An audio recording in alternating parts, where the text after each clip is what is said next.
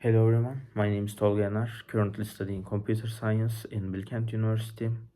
Today we are going to film the Physics 102 project, and in this project we are going to explore how the inductance of a coil changes with variations in its length, cross-sectional areas, number of loops, and the type of wire used in the experiment.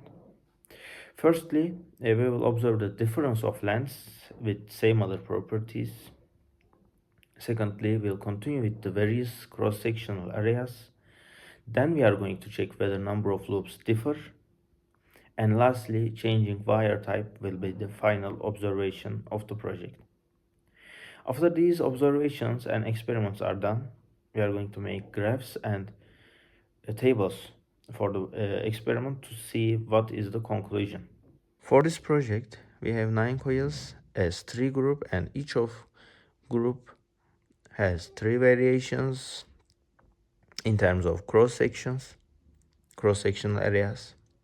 And if we can, we will observe one extra coil for the experiment. First of all, I started wrapping each coil that I will use in order to be able to measure the inductances and compare the results.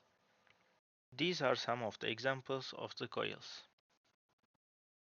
To observe the effects of length differences, I compared 5 coils, which 3 of those are made by copper wires. Its lengths are 38.5 cm, 21 cm and 9 cm, with same cross-sectional areas, while other 2 are made by aluminum wires. Its lengths are 38.5 cm and 21 centimeters. We saw that as the length decreases, so the resistance, and because of the length changing, the inductance increases since the length change is outperforms the resistance. When it comes to changing cross-sectional areas while keeping other parameters same with 3 different type of coils with different wires, we also can see that when the cross-sectional areas lessen, the inductance of coil also lessens, which acts like a linear relationship.